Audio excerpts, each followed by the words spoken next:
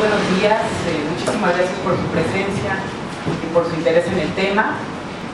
Pues estamos aquí en el Museo de la Mujer, que no sé si sepan ustedes, se acaba de inaugurar el 8 de marzo, es parte de la UNAM. Aquí era la primera imprenta del siglo XIX y lo habilitaron para que fuera ahora el Museo de la Mujer. Se trató que pudiera ser en la Casa Leona Vicario, pero hubo problemas con el gobierno federal y el rector dijo que para el tipo de discusiones que se van a dar en este museo, pues que era un buen lugar aquí. La primera imprenta que hubo es parte del centro histórico y pues las invito a que se den una vuelta, que lo conozcan. Este museo, bueno, primero le damos las gracias a las autoridades del museo, a la directora Erika González, a la doctora Patricia Galeana, que es quien ha estado a cargo de toda esta investigación, la museografía, etcétera. Ella es la directora honoraria de la Federación Mexicana de Universitarias, a donde también pertenezco yo. Yo soy Lourdes Enríquez, trabajo en el programa Universidad de Estudios de Género, que está organizando este foro junto con el Museo de la Mujer.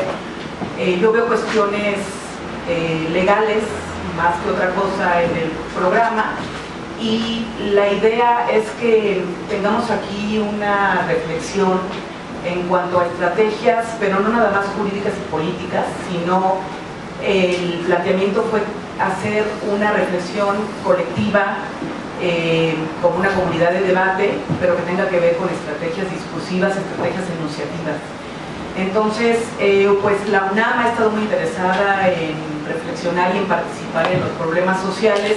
No sé si sepan que pues, se hizo una comisión que le está dando algunos lineamientos desde la academia en materia de seguridad, y uno de los puntos, independientemente de la crítica que se le pueda hacer a quienes están a cargo de ese equipo de trabajo, uno de los puntos es el defender el Estado laico, el no dejar que se vulnere el Estado laico, que tiene que ver con derechos sexuales y reproductivos.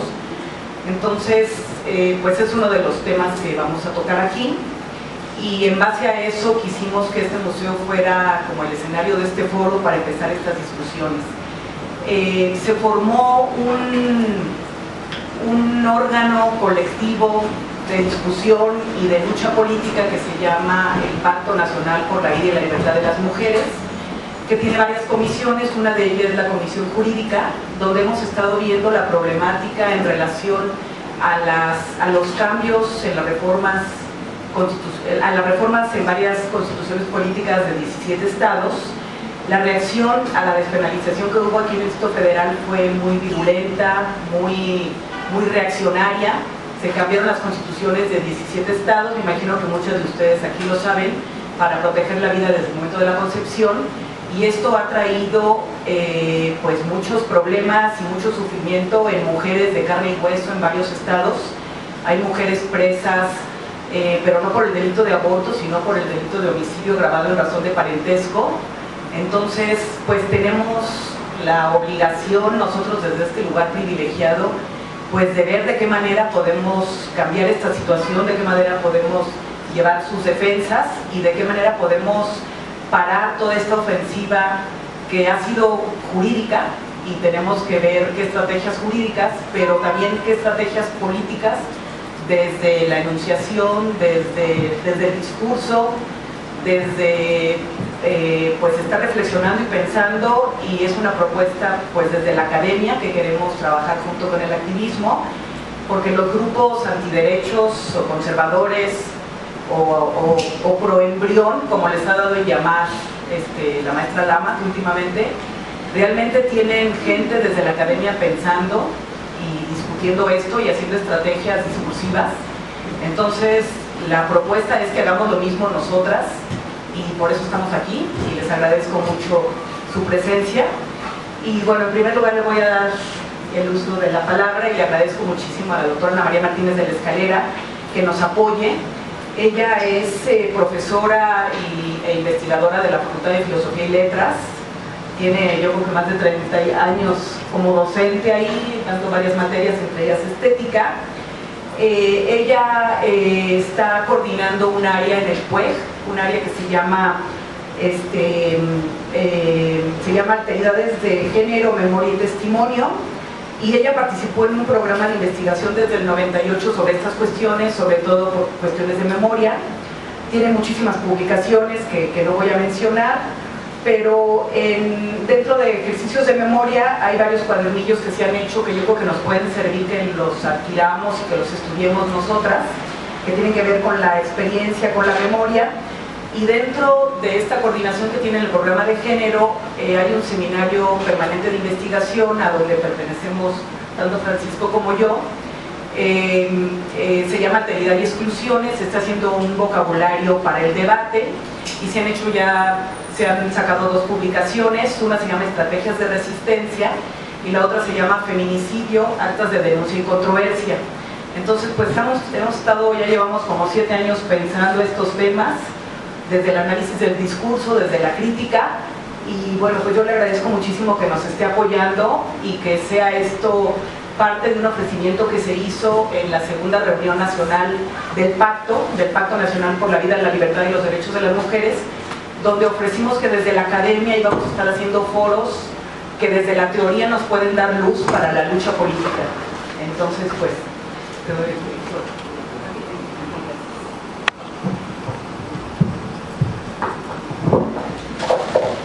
Bueno, primero gracias Lourdes por la invitación y por la presentación, y por supuesto gracias a la UNAM y a este museo que nos da cobijo para poder desarrollar una charla, una conversación con ustedes sobre los temas que nos parecen importantes. Para establecer un vínculo mínimo pero necesario con lo que acaba de exponer Lourdes, voy a intentar dar como un título general a lo que voy a presentar, de lo que voy a hablar, y sería el siguiente: hay actividad también en el intercambio reflexivo, en el intercambio de pensamiento. O sea, hay formas de activismo, según lo que está señalando, pero lo que se nos olvida es que también el pensamiento es un acto, el pensamiento implica acción, y lo que para nosotros ha sido más importante es que no es cualquier tipo de acción, sino una acción crítica, es decir, de sujetante. Partimos de la idea de que los sujetos que hablamos, los individuos que hablamos, somos muchas veces hablados por cierta distribución de los roles, de los papeles, de las funciones, y esta distribución es jerárquica. Por lo tanto, somos sujetos cuando estamos sujetos a esas formas jerárquicas de repartición de las funciones, de los trabajos, de los intereses, de las necesidades y de los deseos. Pero cuando tomamos parte activa en eso que estamos diciendo y conversando con los otros, y pensando, aunque sea, si quieren ustedes, no en secreto, sino en la intimidad, pero recurriendo al lenguaje, que el lenguaje no lo hemos inventado, ahí se nos presenta una oportunidad, tanto colectiva como íntima, de tomar esos medios con los cuales nos expresamos y tomarnos, apropiarnos del lenguaje de una manera crítica.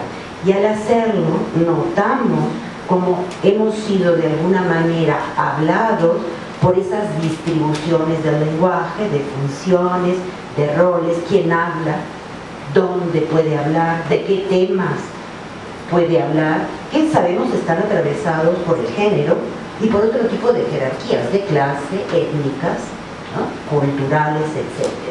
Entonces, el título de que hay actividad también en la conversación, en una conversación reflexiva, para nosotros es fundamental.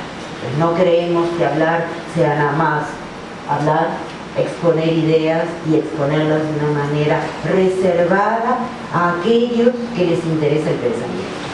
O sea, nos oponemos a estas distinciones que separan al común de los hablantes, que somos todos, de aquellos que la academia autoriza a ser intelectuales. No hay tal, es decir, estas distinciones y estas jerarquías por supuesto existen, pero los ejercicios de conversación como este tienden a mostrar lo que hay detrás de estas divisiones y sobre todo a tomar acciones en contra de esta prohibición de que todos hablemos de los temas sociales que finalmente nos interesan a todos.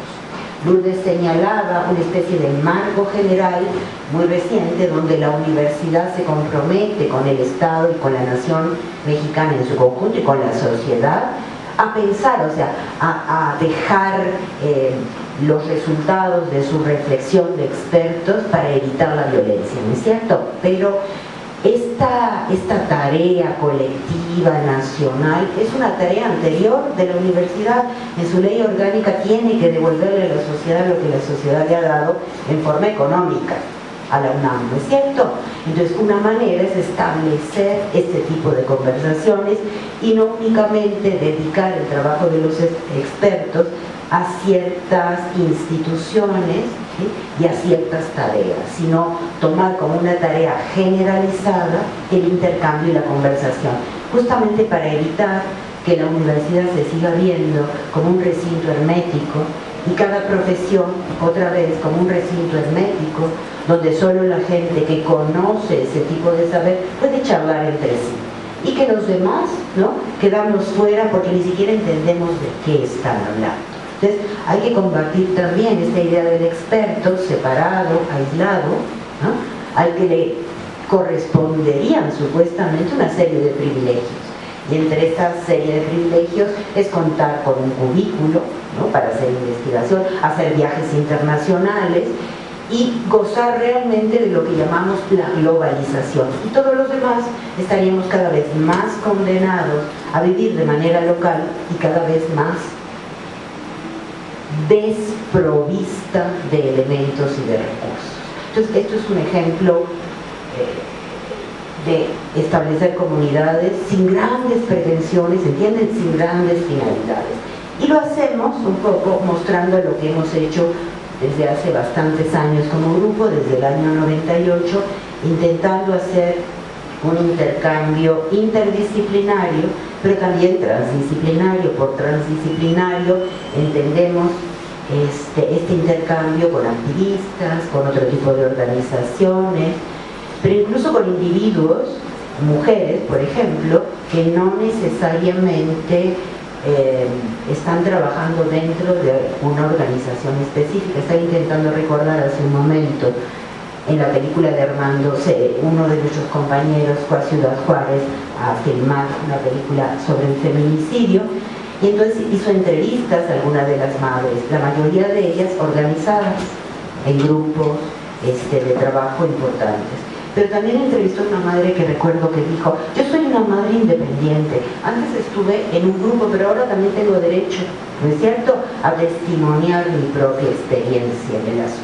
Bueno, la palabra testimonio y la palabra experiencia para nosotros son fundamentales, porque de ahí hemos arrancado planteando otra manera de reflexionar sobre el discurso. Partimos de la idea de que el discurso, lo que decimos, ¿no?, y lo que hacemos con ese discurso es algo en lo que tenemos que pensar con cuidado, justamente porque a través del discurso se llevan a cabo, se realizan una serie de consecuencias en las cuales no solemos pensar porque reducimos lo dicho al contenido de lo dicho, a lo que dice, ¿no es cierto?, cuando dices algo, por ejemplo, lo que estoy diciendo ahora. Lo que habitualmente llamamos contenido, ¿no es cierto?, lo que estoy tratando de decir, lo que estoy tratando de comunicar. Bueno, sin embargo, el discurso no se agota ahí. El discurso tiene efectos prácticos inmediatos.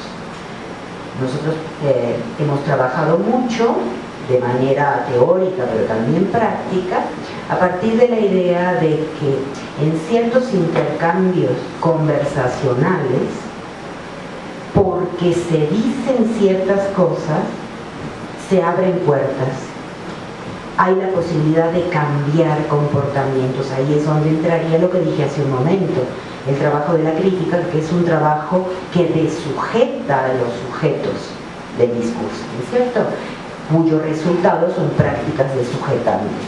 Y entre estas prácticas desujetantes, la crítica, por supuesto, para nosotros es fundamental, implica esta discusión, esta conversación, en aprender algo que en general no hacemos. Cuando hablamos, no nos escuchamos como si nuestros oídos fueran una tercera persona.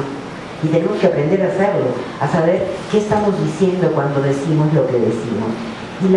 Y el primer paso es aprendernos a oír. A veces hablamos porque tenemos que hablar, porque también lo utilizamos como una manera de relación empática, afectiva, ¿no es cierto?, emocional con los otros, con uno mismo, con la propia historia. Testimoniamos, pero el testimonio tiene que ir acompañado también de este aprender a oírnos. Este sería el primer paso de la crítica, ¿no? Aprendes a oírte y ahí te das cuenta de cómo el discurso también es un acto, que también es acción, que ahí están pasando cosas. Una que sería la ideal es este trabajo crítico de desujetación.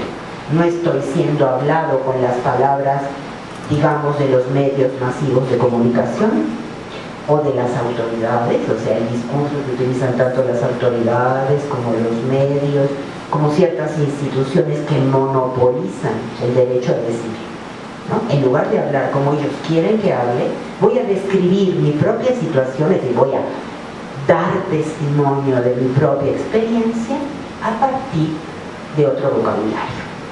Este vocabulario es el que nosotros hemos intentado llamarle, porque bueno, también necesitamos ponerle nombre a lo que hacemos, vocabulario del debate. Porque surge del debate, cuando hay debate sobre un tema social que consideramos importante, en este caso, Lourdes ya ha señalado no solo la situación de las mujeres, ¿no?, sino el caso de la penalización primero del aborto y luego toda la práctica para lograr despenalizarlo, por ejemplo, aquí en el DF. Ahí hablaríamos de debates, son debates que le interesan a las mujeres, pero también le interesa a la sociedad en su conjunto, y uno tiene que aprender a no hablar con las palabras del otro. Claro, el otro en este caso resuena al adversario, ¿no es cierto? No propiamente al enemigo, en general son ellos los que plantean un escenario de enemigos, ¿no?, contrarios. Pues todo lo que se ha trabajado a favor de la despenalización del aborto inmediatamente choca contra la pared muy bien armada de todos estos grupos, a veces desde fundaciones religiosas. El Opus Dei sería un ejemplo, pero no sería la única institución, que se han apropiado del lenguaje. O sea, el lenguaje está ahí para que cualquiera pueda hacer uso de él, pero se han apropiado del lenguaje y de su significación. Un ejemplo muy importante es, se han apropiado de la palabra vida, cargada de toda una serie de sentidos que no tendría por qué tener, ¿no es cierto? Y que por lo tanto cumple tácticamente con lo que ellos esperan provocar cuando dicen la palabra vida sacrosanta, ¿no es cierto? De ahí el interés de Lourdes de enmarcar todas estas discusiones en esta preocupación por reapropiarse el lenguaje de una manera laica, ¿no es cierto? O sea, la defensa del laicismo no es una defensa de lo laico en la vida privada, íntima, en tu idea de lo que debe ser tu propia espiritualidad o religiosidad, ¿no? Y tampoco tiene que ver necesariamente con la relación o no de las iglesias y el Estado, que es un asunto jurídico, es un asunto también de la historia de México y de la historia de Latinoamérica, que se puede ventilar en cualquier lado. En términos prácticos, inmediatos de cada uno de nosotros, tiene que ver con este intento por quitar el lenguaje y el vocabulario para defender o no el cuerpo de las mujeres, la capacidad de tomar decisiones, expropiárselo a aquellos que creen que tienen derecho sagrado para pronunciar la palabra vida, ¿entienden? Entonces, este ejercicio es un ejercicio que les diré de todos los días, de la calle, ¿no? No es necesario grandes foros para establecer este ejercicio de exapropiación, ¿entienden? Ellos se han apropiado, nosotros no solo los expropiamos, hacemos difícil que se vuelvan a apropiar de esto, mediante debates, mediante una manera atenta al lenguaje que utilizamos y sobre todo a los efectos que el lenguaje causa cuando es utilizado colectivamente, socialmente. Bueno, a todo esto, todos estos temas en los que el discurso tiene un aspecto, si no central, decisivo, que implican prácticas, pero prácticas verbales, le hemos llamado teoría del discurso crítico, para ponerle un nombre legal en la academia, por supuesto, ¿no? Teoría, para que vean que vamos en serio, que estamos pensando de manera rigurosa, que no estamos hablando únicamente desde nuestras adherencias emocionales, ¿no? Porque adherimos a cierto grupo, a ciertas creencias y a ciertas necesidades e intereses. Eso no significa que desde ahí únicamente estemos hablando, ¿no? Entonces estamos hablando desde una teoría del discurso. E insisto, el discurso no es analizado únicamente en su contenido, sino en lo que produce inmediatamente, en los ecos que ocasiona, ¿sí? El discurso, ciertas palabras utilizadas en un momento dado, y creo que todos lo sabemos, tiene efectos. El ejemplo más obvio son los insultos, que es obvio, ¿no? Luego nos enseñan a que el discurso solo importa en cuanto a lo que ahí dices, y sin embargo vivimos todos los días en la calle, ¿no?, que nos insultan, y cómo eso nos agrede corporalmente. Las palabras atraviesan el cuerpo, ¿no? Dejan su marca en el alma, no solo en el cuerpo. Entonces ahí está toda esta necesidad de que consideremos con seriedad, ¿no?, todo esto que prácticamente el discurso hace y que en general nos habíamos olvidado de esto. Por supuesto hay toda una historia detrás, dentro del pensamiento de las ciencias sociales y las humanidades, que tiene nombre, que le ha dado nombre a esto. Se llama pragmatismo, ¿sí? O sea, es una teoría pragmática del lenguaje interesada en los actos verbales. De este pragmatismo y de otros saberes hemos tomado prestados algunas maneras de pensar, algunas maneras de interrogar, ¿sí?, y por supuesto algunas nociones que nos han parecido fundamentales para hablar de esto. Y este es el caso de la palabra discurso crítico, que es, insisto, un discurso cuya pretensión práctica es de sujetarnos de la manera habitual de hablar, donde sentimos que el lenguaje habla antes que nosotros lleguemos a pronunciar las palabras y no sabemos de dónde nos viene esta fuerza de decir, ¿no es cierto?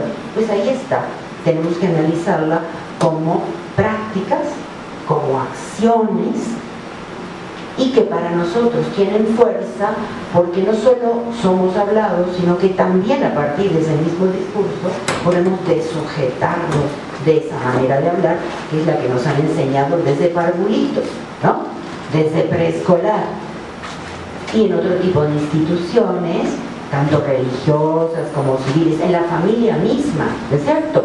Nos enseñan cómo nombrar las cosas. Pero en el mundo, por suerte, hay diferencia, hay maneras alternativas de hacer las cosas y de nombrar a las cosas, y nombrando las cosas, hacer lo práctico de otra manera, resolver, plantear problemas, modificar nuestra relación con los otros y con nosotras mismas, ¿no? Ok. A todo esto entonces le hemos llamado teoría del discurso crítico. Bueno, lo estamos discutiendo. Para algunos es teoría crítica del discurso, para otros es teoría del discurso crítico. Eso ya son cuestiones académicas medio payasas, pero que sí tienen fondo, ¿no? Porque la teoría puede ser crítica, pero también el discurso queremos que sea crítico. Es decir, que intervenga en las prácticas, ¿entienden? Que intervenga en la vida cotidiana. Esto es lo que quiere decir discurso crítico. ¿Cómo se interviene?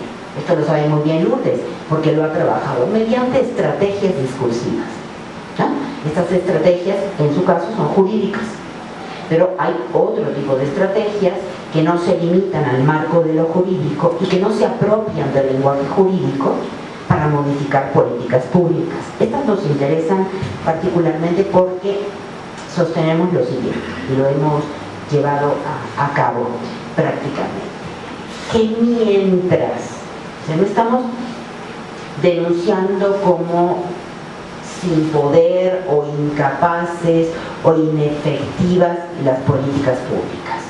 Creemos que tienen su lugar, tenemos que discutirlas, como es el caso de todo el trabajo sobre despenalización del aborto. Ciertamente tiene su lugar, ¿eh? Hay que trabajar sobre políticas públicas.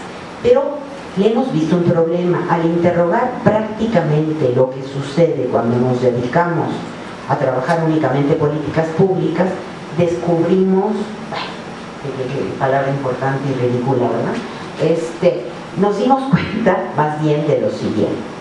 Uno, que trabajando de esa manera estamos al mismo tiempo indicando un solo interlocutor, y el interlocutor es el Estado.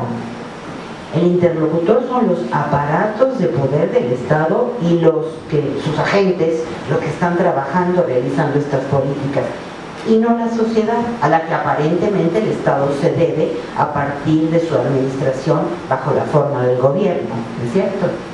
En realidad las políticas públicas, todo lo que se escribe tiene un solo interlocutor, el Estado como tal. Pero nosotros sabemos que cuando estas mujeres se reúnen, discuten, modifican los vocabularios, debaten sobre cómo introducir el tema del género, la violencia de género, las políticas públicas, la perspectiva de género, en fin, los nombres que se han dado a este interés por señalizar esta violencia que sufrimos bajo la forma de género.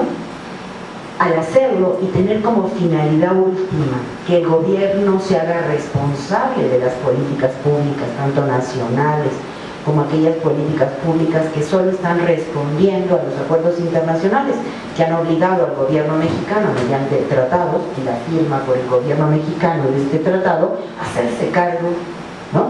Y poder resolver estos casos de violencia. Una cuestión más, estas políticas públicas en general tienen como finalidad castigar, quizás hacer visible en algunos espacios la violencia, pero no evitarla. Y no pueden evitarla porque finalmente es el mismo Estado mexicano el que de una manera u otra, ya sea jurídica o mediante otros ejercicios de su propio poder, están perpetuando esta división por género y están vulnerabilizando cierta parte de la población.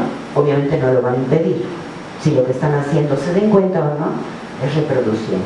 Ahora bien, cuando las mujeres se reúnen para intentar modificar el lenguaje y el vocabulario de las políticas públicas, están primero, lo que decíamos hace un momento, solo indicando un interlocutor.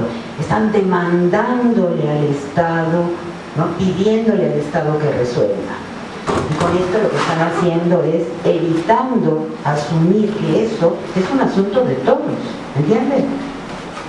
Hay un problema, el Estado lo tiene que resolver, y nosotros, y nuestra fuerza de cambio, y nuestra habilidad de sujetante, ¿dónde queda? ¿Sí? Entonces, no solo están diciéndole al gobierno, tú eres el interlocutor privilegiado, lo que nos parece grave, sino que al hacerlo parecen renunciar al mismo tiempo a que busquemos otras formas para impedir la violencia de género en otros lugares, en la calle misma, lo que día a día, minuto a minuto, está sucediendo, en lo que llamaríamos la vida privada de las mujeres y de los hombres. Esas son dos cosas relacionadas.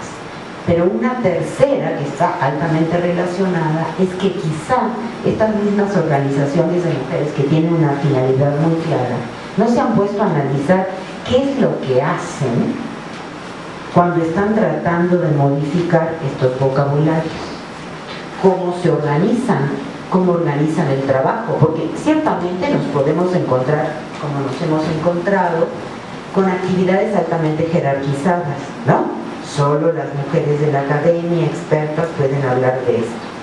Pero por suerte también nos hemos encontrado otro tipo de experiencias colectivas, y estas son las que nos interesan, porque ahí se están organizando las cosas de una manera horizontal y no vertical. Ahí se está inventando otra manera de sujetarse. Es ahí donde están teniendo lugar estrategias de resistencia que no son simplemente reacciones contra la violencia, ¿entienden? Porque toda reacción contra la violencia seguirá estando presa de los problemas que esa misma violencia genera. ¿Cómo estar fuera?